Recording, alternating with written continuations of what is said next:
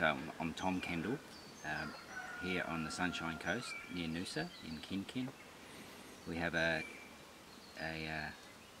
12 hectare property here that we are doing permaculture on. We are treating it as a permaculture demonstration site.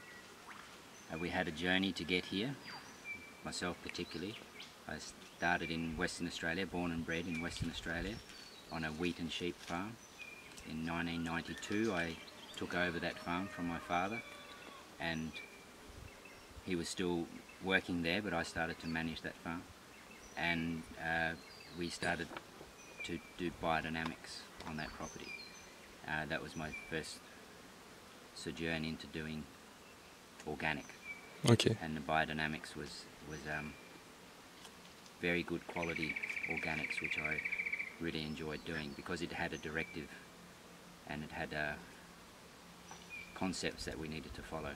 And with that I learned so much more about growing food and managing systems.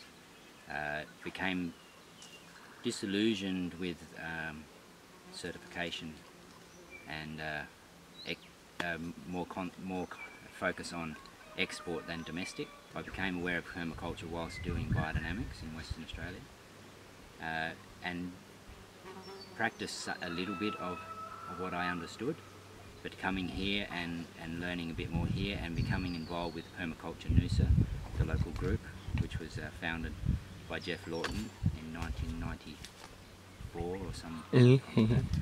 Becoming involved with that, learnt quite a bit about, a lot more about permaculture. Permaculture became very easy to me because I'm taught by my father to be quite self-reliant and to use what's available locally, which has been very easy to do here. And so I'm always looking for resources, local resources, and using them in what I do. Also learned how to bring biological resources into use to help get the place established. The soil here is quite poor. It's shale, and it's a little bit steep to be totally cleared. It's meant to be rainforest. Originally was rainforest. It was cleared to grow bananas and pineapples and small crops, beans and other small crops probably for the Brisbane market.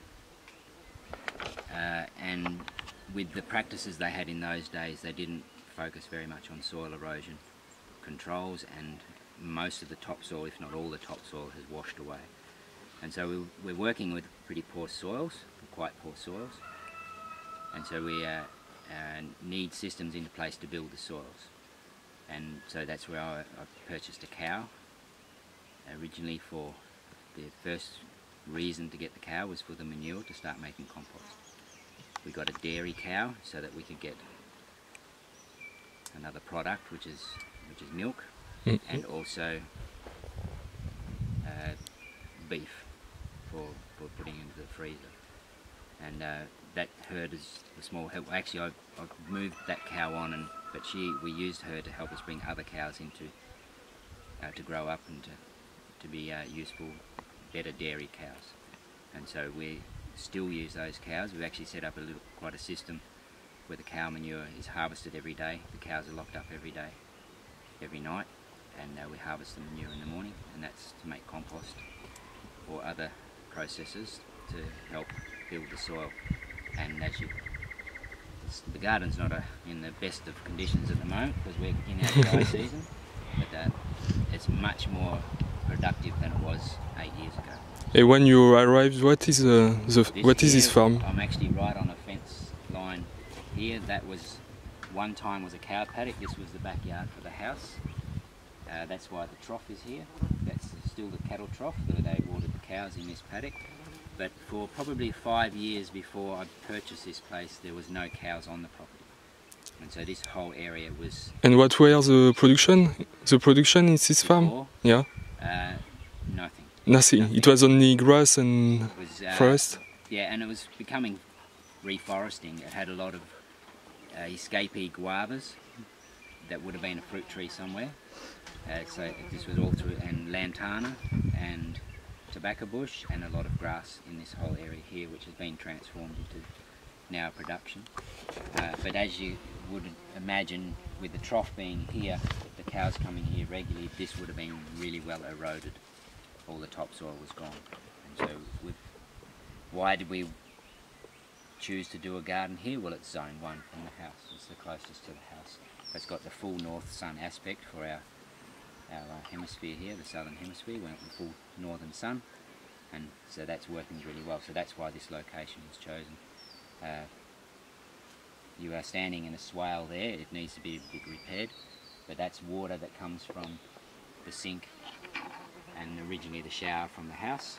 It goes into that swale there. The swale up above here, just behind the bed of the grass, that was from the washing machine. Now it comes from the shower from the not finished bathroom. And then there's another swale that's been put in above that, the other bed of a grass line up behind there. That's getting the water from the washing machine now.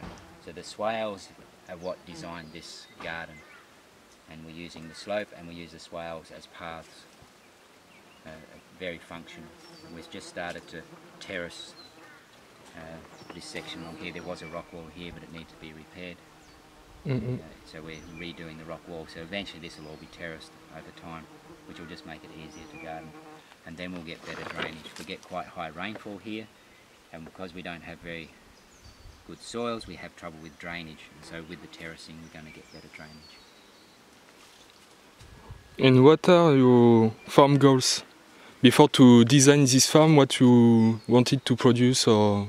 I really wasn't expecting to make production from this property. I just wanted a lifestyle block and generate some income in some other way.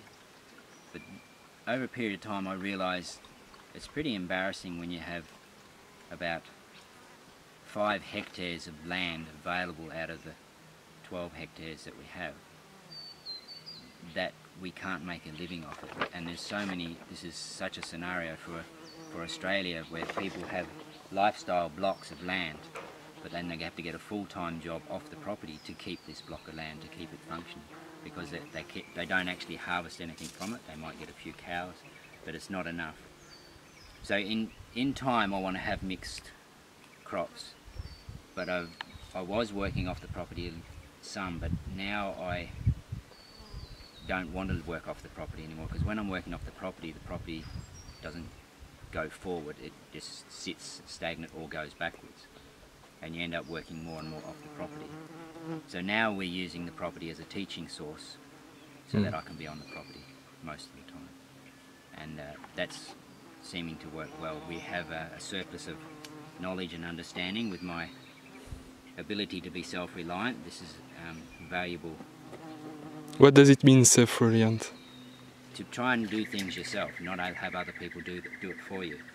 Okay. We're in a society where you get everyone to do everything for you, and that's not sustainable, and it's not viable in the long term. Why? It's totally reliant on fossil fuels, because people have to come to your place to do it, so they're going to need a vehicle to do that, and so it breaks up community. But whereas if you're self-reliant, you can help each other out. You can use those skills. And I wasn't aware that I had such skills until people started to make me aware of that. And so now we're using that as a means to teach other people, because most people nowadays, younger people, are not taught skills, self-reliant skills. It goes right back from when you're a 2-year-old or 3-year-old, or maybe a bit older, and people say, what do you want to be when you grow up? And so already people are getting segregated into being just one thing and not everything. And the beauty of permaculture is it's the realisation in total, everything is integrated, everything is together, everything is connected, one thing affects the other. And the people should be the same. We should be able to integrate into every discipline, understanding of every discipline.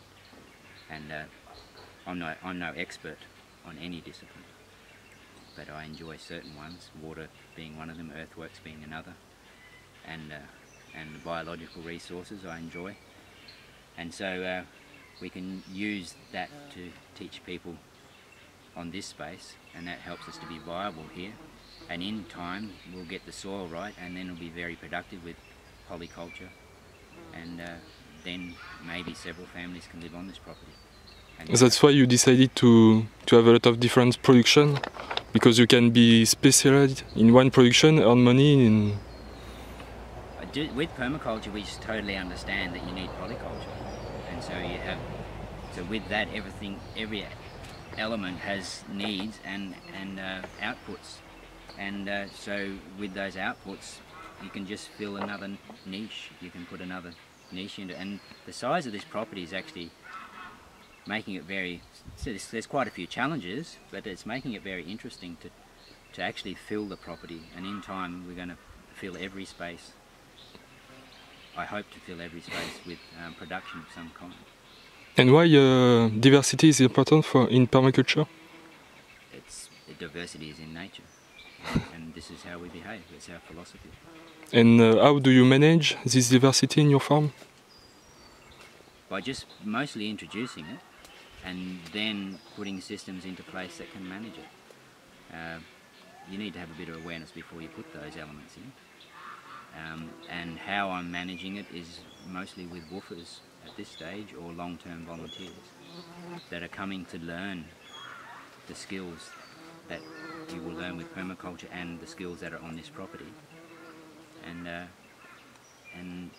with that, we totally appreciate that labour, but also we're sending those people off with new knowledge, which hopefully will help them to have a better life on this planet, and more so as we go into an energy decline. I think this is very important. For on this place, the main design has been incremental design, because I've learnt a lot since I've been on this property. I could have sped up a lot of the processes on the property, but if I did that, I wouldn't have understood so much about it.